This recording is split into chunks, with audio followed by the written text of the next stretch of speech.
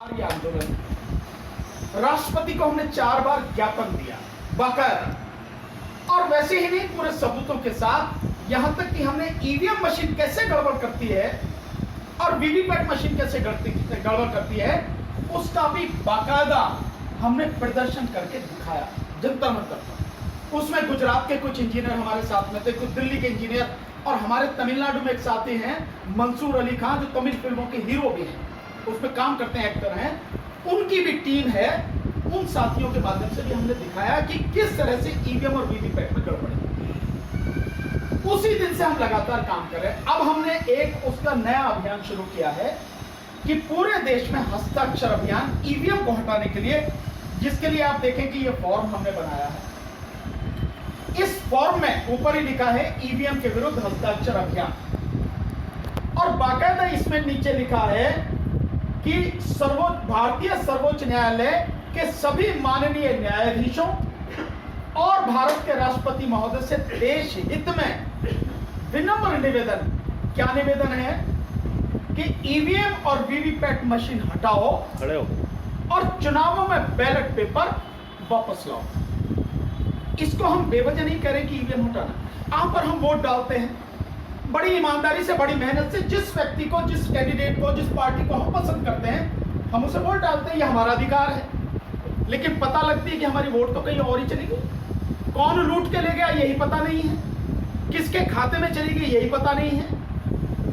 इस गड़बड़ी को रोकने के लिए ईवीएम हस्ताक्षर अभियान चलाया जा रहा। और हम ये मानते हैं कि उत्तर प्रदेश में जैसे 2022 में चुनाव होगा, उत्तराखंड में भी, मणिपुर में भी, पंजाब में भी और गोवा में भी, तो कुल मिला के तकरीबन 18 करोड़ वोटर हैं।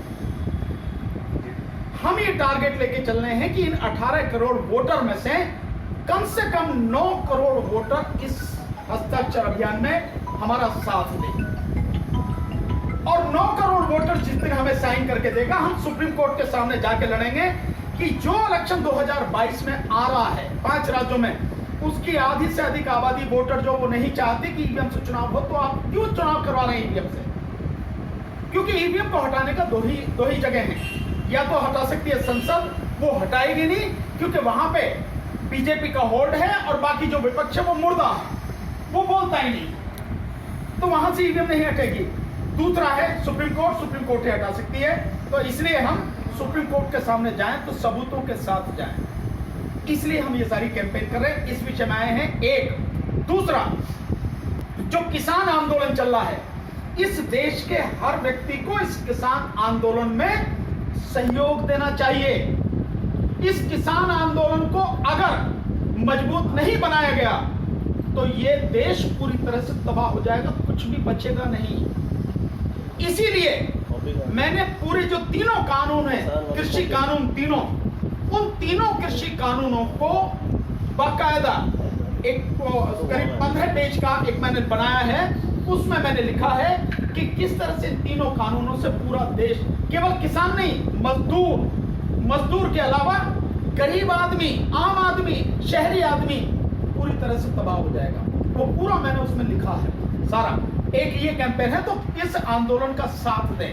ये आंदोलन अगर किसी वजह से अपनी सफलता नहीं पा सका, आप देश को नहीं बचा सकेंगे, क्योंकि ये आखिरी उम्मीद है देश को बचाने की, ये किसी किसान आंदोलन, ताकि देश बच जाए। इस एक बात। दूसरा, हमने 2013 में एक पार्टी बनाई थी, राष्ट्रीय जनहित संघर्ष पार्टी। 2014 29 मार्च को हमारी पार्टी को इलेक्शन कमीशन ने रजिस्टर किया।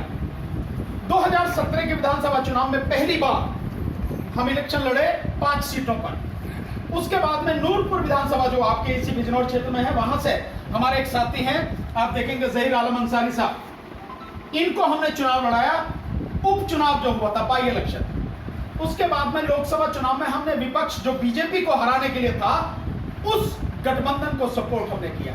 और अब 2022 में जो चुनाव हो रहे हैं, हमारी पार्टी राष्ट्रीय जनहित संघर्ष पार्टी, जिसका मैं राष्ट्रीय अध्यक्ष हूं, उत्तर प्रदेश की सभी 403 सीटों पर अगर किसी से गठबंधन नहीं होता है तो, और पंजाब की 117 सीटों पर और उत्तराखंड की 70 सीटों पर और मणिपुर की 60 सीटों पर 4 राज्यों में हम चुनाव लड़ेंगे। उसी के लिए हम लगातार लोगों के बीच में हैं, लोगों को समझा रहे हैं, क्योंकि आपने सबको देख लिया है, कौन किस काम का है आप सब जानते हैं। अगर विपक्ष में जो आप जो लोग बैठे हैं वो बोल नहीं सकते, उनको डर है, तो आपका साथ क्या देंगे? वो आपके लिए लड़ेंगे क्या? आपके लिए करेंगे क्या? पूरे देश को 196 पेज की 2 वॉल्यूम में किताब बना के मोदी कह रहा है ऐसे बेचूंगा देश को, और विपक्ष बिल्कुल चुप बैठा, मर गया है क्या? विपक्ष को नहीं चाहिए कि संसद से कानून बना के ही सरकारी जितनी भी कंपनियां बनी है वो बनी है, तो संसद से पहले परमिशन लेनी चाहिए मोदी को उन्हें बेचने की, नहीं दी जा रही, तो तुम क्या करो? तो विपक्ष को नहीं चाहिए, अगर तुम कुछ नहीं कर सकते तो कम से कम सामूहिक रूप से इस्तीफा ही दे दो, इतना तो कर ही सकते हो। पेंशन तो जीवन भर मिलेगी, तुम्हें खाने पीने के लिए तो टोटा नहीं होगा, और फिर भी अगर आप नहीं कर रहे हो तो आप देश के सबसे बड़े गद्दार हो, क्योंकि अपनी आंखों के सामने तुम देश को बर्बाद होते हुए देख रहे हो, तुम उसमें सहयोगी हो। इसके लिए हम लड़ाई लड़े, और 19 इस महीने की 19 तारीख को, ये जो सितंबर में आ रहा है, 19 तारीख को हम यहां पे जो इसके जंतर मंतर पर निजीकरण के विरोध में ये जो देश बेचे जा रहा है, इसके विरोध में हम आंदोलन भी देश भर से हम लोग कर रहे हैं। तो हम ये चाह रहे हैं कि जो लोग, जो पार्टियां, उनके नेता आज कुछ नहीं बोले, सीए एनआरसी पर कोई नहीं बोला, समाजवादी पार्टी को क्या दिक्कत है? उसे बोलना चाहिए, नहीं बोले। आप सीए एनआरसी पर नहीं बोले, आप किसान आंदोलन पर नहीं बोले, किस पर बोलोगे भाई भाई? इसी तरह से जो बसपा है, बसपा की जो लीडर है, सीए एनआरसी पर नहीं बोल रहे, आप जो इस पे किसान आंदोलन पर नहीं बोल रहे, क्या बात है? क्यों नहीं बोले? क्या डर है? क्या आपको सीबीआई का डर है? क्या ईडी का डर है आपको? क्या आपको इनकम टैक्स का डर है? अगर इनका डर है तो ये डर तो भैया 2024 तक बना रहेगा, क्योंकि मोदी तो 2024 तक रहना है, और मोदी के हाथ में तीनों है, सीबीआई भी, ईडी भी और इनकम टैक्स भी। तो तुम मुख्यमंत्री भी अगर बन जाओगे तब भी नहीं बोल पाओगे। तो जो बोल ही नहीं पाए, जिसको डर लगता हो, ऐसी लीडरशिप का क्या करोगे आप सब लोग? इसलिए हमारा लोगों से कहना है, हमारा साथ दें, हमारी पार्टी के साथ में जुड़े, हमारी पार्टी से कैंडिडेट के रूप में उतरे और चुनाव लड़ें, और जीत कर सत्ता परिवर्तित करके इस देश की जनता को, इस प्रदेश की जनता को बचाने के लिए अपना सहयोग करें, योगदान करें। इसी के लिए हम लगातार सबके बीच में